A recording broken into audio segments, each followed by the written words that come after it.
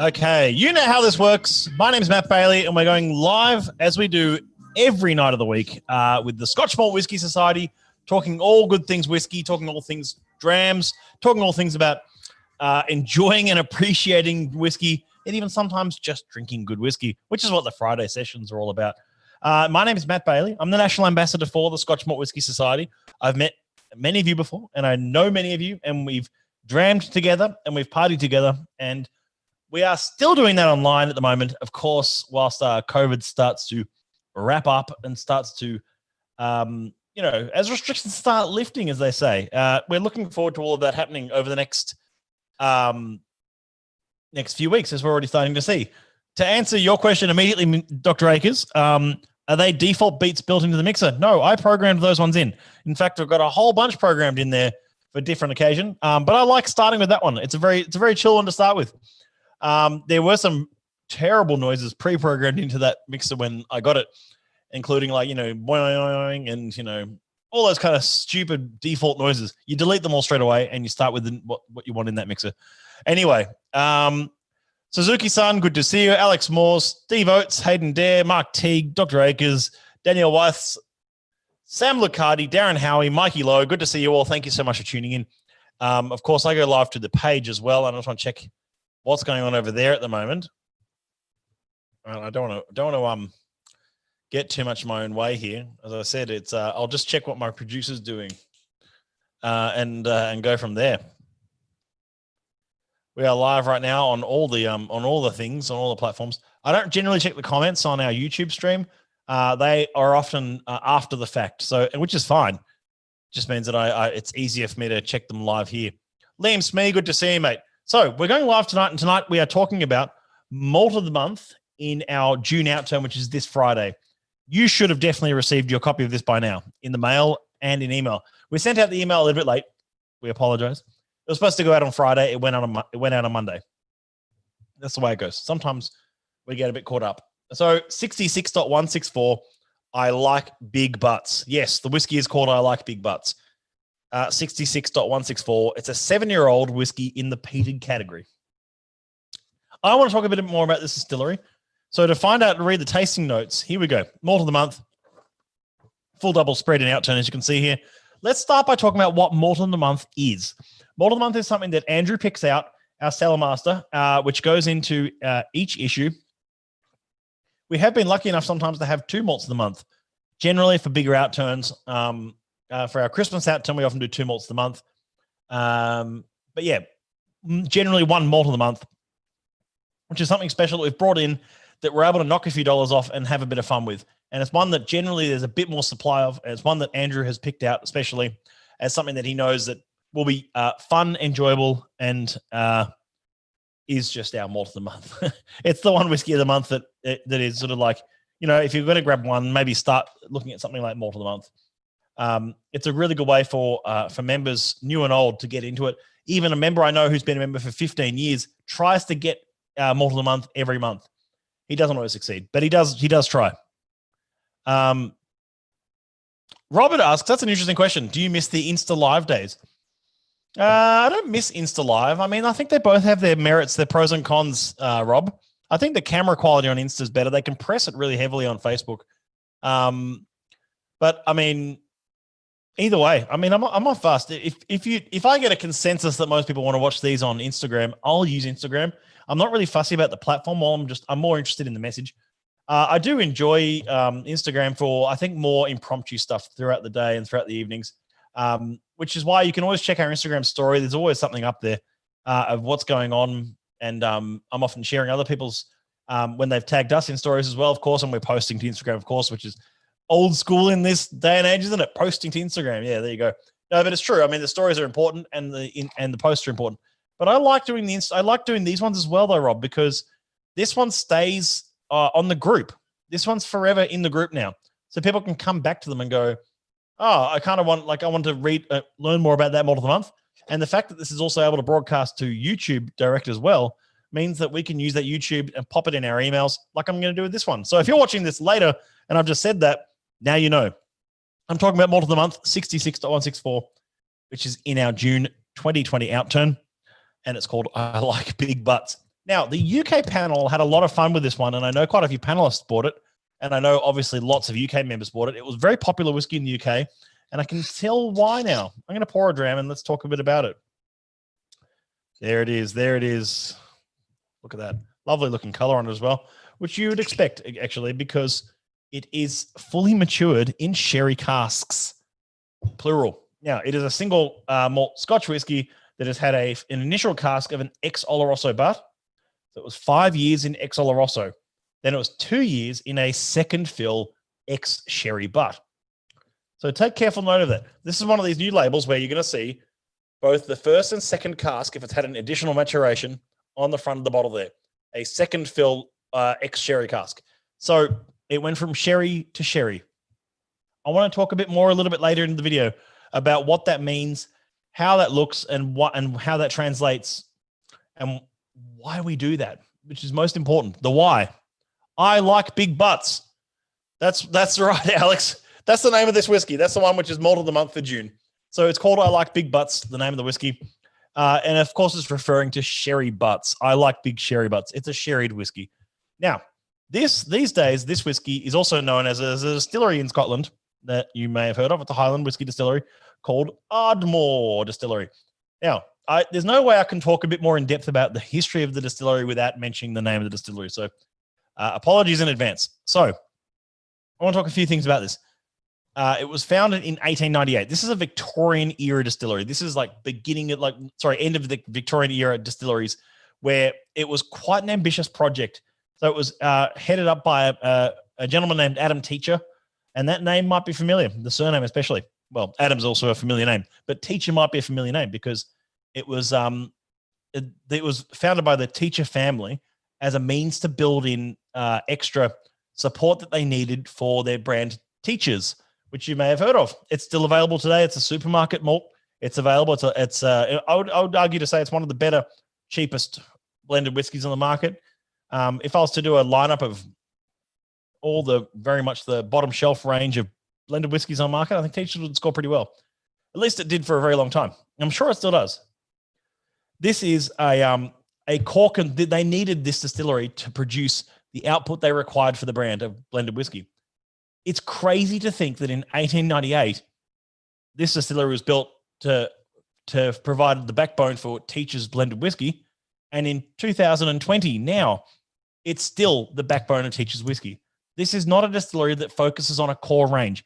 They have had a core range of whiskey from time to time throughout history, very, very infrequently. There was a quarter cask, which came out around the same time as Lafroig quarter cask because the shared lineage there. And that was like 2002, 2004, somewhere around there. No, 2002, I think. And then there was I could be going back a bit further actually than when quarter cask came out. Sorry. And that deal was discontinued. It was only a limited release. And then there was traditional, then there was legacy. Then there's always been these bits and bobs, mostly no age statement releases. We've had quite a string of 66s. In fact, this is cask 164 of 66, the Distillery 66. So quite a good relationship with them. And an often overlooked peated whiskey as well. People often look at things like these whiskeys, these peated whiskeys, and say, "Oh, well, this is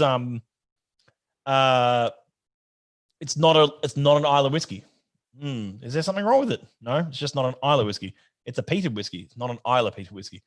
So it's often a misconception. You say, "Well, it's not as good as Islay whiskey for some reason." No, that's not true. Irena says, "If I pour it into a blender's glass, it would be a bubble butt." Yeah, okay. I like bubble butts. There you go. But this is kind of like, I'm going to nose this now, actually. I'm going to stop talking and nose this. I can't talk for 10 minutes straight and not even nose the whiskey.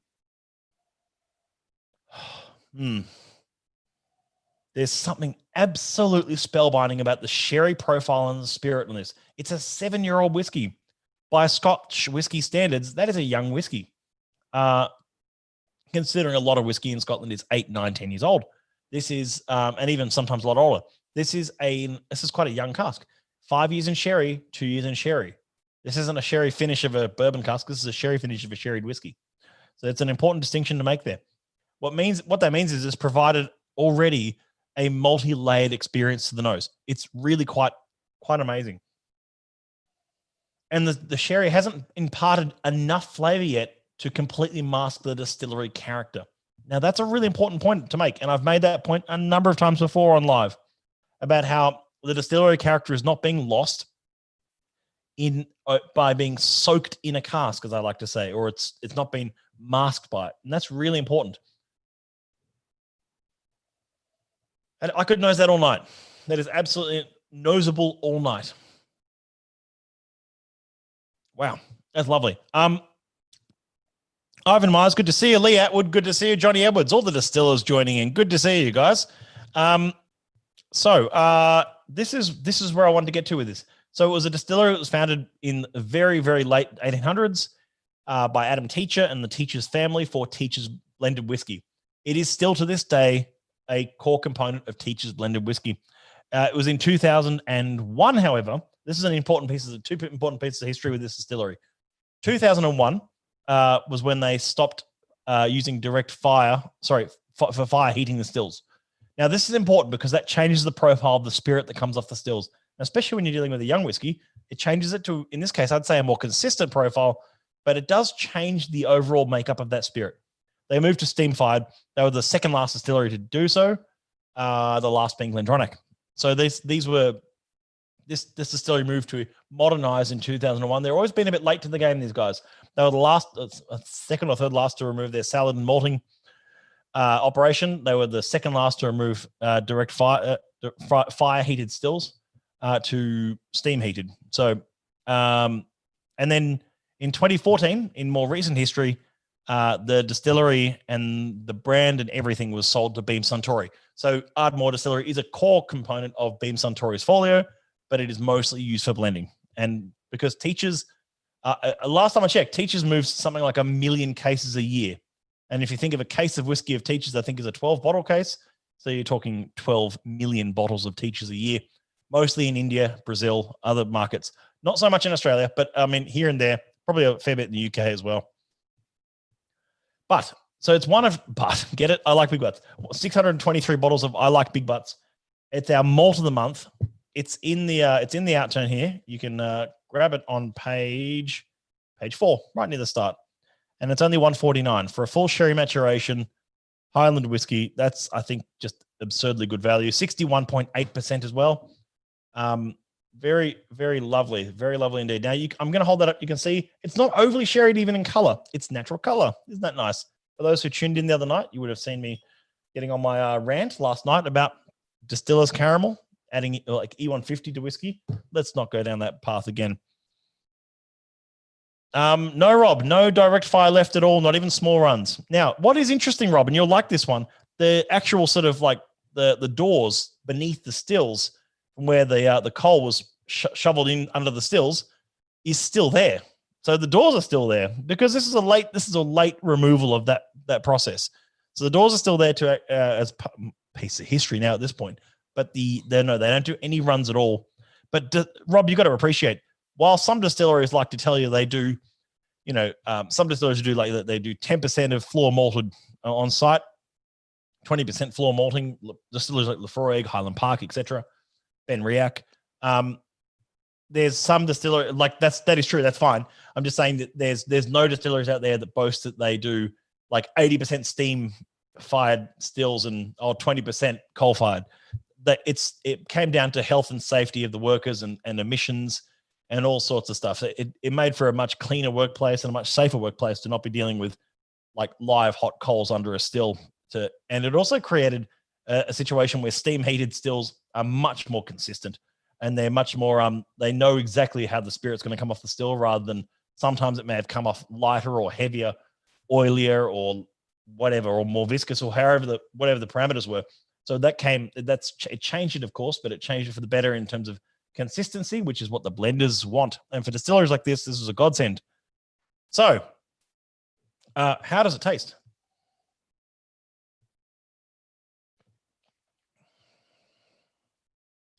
Very spirit forward, which I love in a whiskey. Lots of character. It's definitely Distillery 66 though. Yeah. The nose is outstanding. I'm getting notes of it sounds crazy to say this. Vegemite, like a nice sort of a nice salty yeast going on in there. Some overripe grapes. Chimney smoke. The smoke is there. It's a big peated whiskey. Don't get me wrong. It's a big peated whiskey. The smoke is there, but it's not that boggy Isla smoke. It's not that sort of damp, dark smoke. It's that brisk Highland breakfast smoke. It's a chimney the morning after you've had a log fire. That smell. Hints of coffee grounds, like discarded coffee grounds. And a tiny bit of like honeyed muesli or something.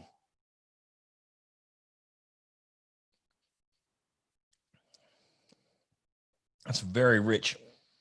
Definitely peated category, very suited. And I love that the sherry influence is a part of the whiskey, not overwhelming it. We've had some whiskeys in recent months and years where the sherry influence has been absolutely massive, and it's almost completely coated the spirit. And that's a different flavor profile to go for entirely. And some of the whiskeys in our deep, rich, and dried fruits. Some of them in even sweet fruity amelo. We've had some big big sherried whiskeys, I should say. But in this case, it's not so much about the sherry overwhelming the spirit. It's about the spirit integrating with that sherry profile really nicely.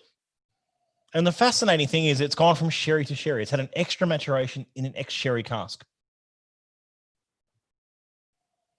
So it's sort of, it's almost like I'm nosing a PX matured whiskey and an Oloroso matured whiskey at once. So why did Ardmore, I'm going to touch on one little subject about this distillery. Why did Ardmore set up where it did? And have they always done peated whiskey? There's two questions I'll ask myself for you. Yes, they always have. They've always done some sort of peating. Their peating levels are between 14 to 16-ish ppm. I need to double check that. I don't want to get that wrong, actually. I'm just going to double check my little sheet here. 12 to 14. Sorry, I was very close, very close. 12 to 14. By the way, Tim, Franz Schurer, Karina Liotta, Pete Visky, Andy Davis, good to see you all tuning in. Thank you so much. So 12 to 14 ppm, parts per million of the peating level. Now, that's a topic we've touched on before about ppm. In this case, that's what we call a medium peated malt. You've got to understand, like low peat is sort of like 5 to 6, very little peat, as in the minimum requirement, even just to get the barley working, would be 1 to 2. So this is a medium peated. Then when you get into sort of categories of most peating levels in Isla, 35, 40, 45, 55, etc. ppm, you're talking heavily peated. Caleb, good to see you, mate.